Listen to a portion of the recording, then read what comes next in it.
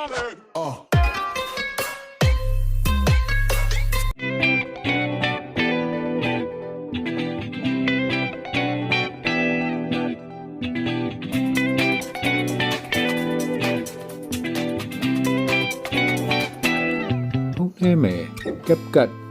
editing software လေး app လေးတော့ရှိဖို့လိုပါတယ်အဲ့ဒါကို Google Play Store မှာပဲဖြစ်ဖြစ် Apple Store မှာဖြစ်ဖြစ် download နိုင်ပါတယ်ကျွန်တော်တို့ CapCut ကိုဖွင့်လိုက်မယ်ပြီးလို့ရှိရင် new project ကိုနှိပ်မယ်ပြီးလို့ရှိရင်ပုံရွေးမယ်ဖုန်းထဲမှာတော့ကို edit လုပ်မဲ့ပုံလေးရှိဖို့လိုပါတယ်ရွေးပြီး add ကိုနှိပ်ပေးရပါမယ်ပြီးရင်ကျွန်တော်ဒီ timeline ကနေပြီးတော့မိမိလိုသလောက် video အရှိကိုဖြတ်တောက်ဖို့လိုပါတယ်အဲ့တော့ဒီမှာ15စက္ကန့်ရှိတဲ့ဟာကိုကျွန်တော်10စက္ကန့်အပိုင်းလေးဖြစ်အောင်ပထမဖြတ်လိုက်ပါမယ်ရုပ်ပုံကို10စက္ကန့်အထိရွှေ့ထားပေးပါအဲ့တော့ timeline bar နဲ့10စက္ကန့်နဲ့တဒန်းနဲ့ကြအောင်ချိန်ပါအဲ့တော့ရုပ်ပုံဖြတ်တောက်ဖို့အောက်က edit ကိုနှိပ်ပြီးတော့ပေါ်လာတဲ့ split ကိုနှိပ်ပေးလိုက်ပါအဲ့ဒါဆိုရင်နောက်ကပြတ်သွားတဲ့ဘိုင်းလေးကိုထောက်မယ်ထောက်ပြီးအောက်က delete ကိုဆက်နှိပ်ပေးလိုက်ပါအဲ့ဒါဆိုရင်ပုံနေတဲ့အပိုင်းပြတ်တော့ပါပြီပြီးရင်နောက်ကအကွက်လေးတစ်ကွက်ကိုလည်းပဲအဲ့လိုပဲထောက်ပြီးတော့ delete ကိုနှိပ်ပေးလိုက်ပါဒါဆိုရင်အပိုင်းကိုရှင်းသွားပါပြီအဲ့တော့ရုပ်ပုံကိုထိပ်ကိုရွှေ့ပြီးတော့အောက်က over လေးကိုနှိပ်ပေးလိုက်ပါအဲ့တော့ add over လေးကိုထပ်ပြီးနှိပ်ပေးပါပြီးလို့ရှင်ခုနကပုံကိုပဲထပ်ပြီးတော့ရင်ကျွန်တော် add ဆိုပြီးနှိပ်ပြီးတော့ over လေးမှာပြန်ထည့်သွင်းပေးလိုက်ပါ over လေးအလွှာကိုလည်းပဲအထက်အောက်တူအောင်လို့10စက္ကန့်တန်ပို့တဲ့အပိုင်းကိုဖြတ်တောက်ပြပါ over လေးကိုနှိပ်ထားပြီးတော့ timeline ကနေ10စက္ကန့်ပို့တဲ့အပိုင်းကို split နှိပ်ပြီးတော့ဖြတ်တောက်ပေးရပါမယ်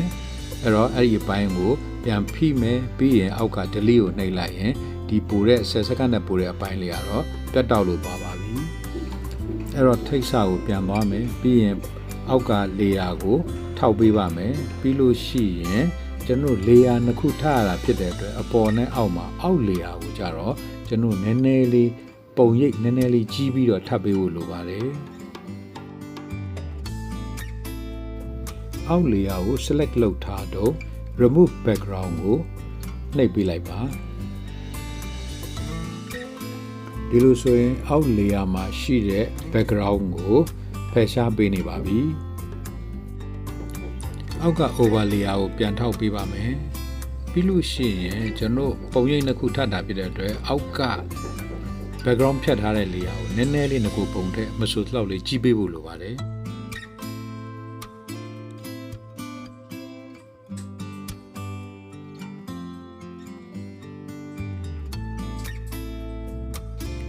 ပြီးရင်တော့ဂျားတနေရာကိုထောက်ပေးလိုက်ပါ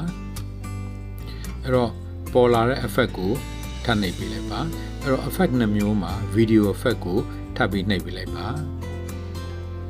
အဲ့တော့ဒီပေါ်လာတဲ့ effect အများကြီးတဲ့ကနေပြီးတော့ basic ကိုနှိပ်ပေးလိုက်ပါပြီးရင်အောက်ကိုနည်းနည်းဆင်းသွားပါဒီထဲမှာ BLUR blur ဆိုတဲ့ water effect ကိုကျွန်တော်ရွေးပေးပါမယ်အဲ့တော့ blur ကိုနည်းနည်းဖိလိုက်ရင် water အနည်းများချိန်နိုင်တဲ့ဘားတန်းပေါ်လာပါလိမ့်မယ်အဲ့တော့ကိုကလိုတဲ့လောက်ကိုချိန်ဆပေးနိုင်ပါတယ်ဒီမှာတော့36လောက်ကိုအနေတော်အနေထား36လောက်ထားပေးထားပါတယ်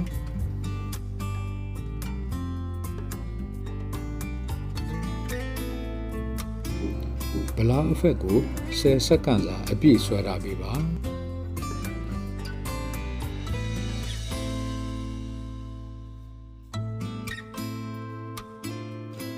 ပြီးရင်တော့ထိတ်ဆာကိုပြန်သွားလိုက်ပါကိုဖန်တီးထားတဲ့ဗီဒီယိုမှာအတန်ထည့်မယ်ဆိုရင်တော့ add audio ဆိုတဲ့နေရာအပေါင်းလက္ခဏာကိုနှိပ်ပေးလိုက်ပါပြီးလို့ရှိရင်ပေါ်လာတဲ့ sound ကိုထပ်နှိပ်ပေးပါပြီးတော့ဒီမှာရွေးလိုတဲ့အုပ်စုတွေကိုနှိပ်ပါအဲ့တော့ pop up album ထဲကနေရွေးပေးပါမယ်အဲ့တော့တချင်းတွေကိုနားထောင်ကြည့်ကိုနှိပ်ကြည့်လိုက်ပါအဲ့တော့အဲ့ချင်းလေးသဘောကျတယ်ဆိုရင်တော့ဘေးကအပေါင်းလက္ခဏာကိုနှိပ်ပေးလိုက်ပါဒါဆိုရင်ဒီချင်းက auto မိမိတို့ရဲ့ဗီဒီယိုထဲရောက်ရှိသွားပြီဖြစ်ပါတယ်အချင်းတူရှီကိုလည်းလိုတော့ချိန်ကြီးပေးနိုင်ပါသေးတယ်အဲ့တော့မိမိထည့်ထားတဲ့ဗီဒီယိုထက်ရှင်းနေတယ်ဆိုရင်တော့ဖြတ်တောက်ပေးနိုင်ပါတယ်အဲ့တော့ timeline နဲ့ဗီဒီယိုရဲ့အတန်းရဲ့ချိန်ပြီးတော့ audio line ကို select လုပ်ပေးလိုက်ပါအဲ့တော့ select လုပ်ပြီးတော့ split နှိပ်ပြီးတော့ဖြတ်တောက်ပေးပါအဲ့တော့အဲ့ပုံနေတဲ့အပိုင်းလေး delete နှိပ်ပြီးတော့ဖြောက်လိုက်ပါဒါဆိုရင်တော့အဆင်ပြေသွားပါပြီ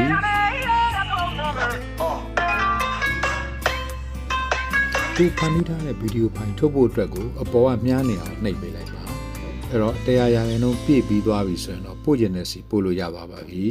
အပေါ်ကဒန်းကိုနှိပ်လိုက်ရင်ဖုန်းထဲမှာလည်း save ပြီးသားဖြစ်သွားပါလိမ့်မယ်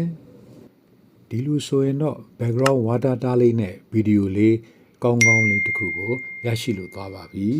ဟုတ်ကဲ့ပါဗီဒီယိုလေးကိုနှစ်သက်သဘောကျလိမ့်မယ်လို့မျှော်လင့်ပါတယ်အဲ့တော့ CapCut နဲ့ပတ်သက်တဲ့ tutorial လေးကိုညာကိုလည်းပဲဆက်လက်ပြီးတင်ဆက်ပေးပါမယ်ဗီဒီယိုလေးကိုနှစ်သက်ဖြင့် like share comment လေးလုပ်ပြီးအားပေးခဲ့ကြပါဦး KantKaw Knowledge Sharing channel ကိုလည်းပဲ subscribe မလုပ်ရသေးတဲ့မိတ်ဆွေများက subscribe လုပ်ပြီးတော့အားပေးခဲ့ကြပါဦးနောက်ထပ်လည်းဗီဒီယိုများမှာထပ်မံဆုံတွေ့ကြပါစို့ကျေးဇူးတင်ပါတယ်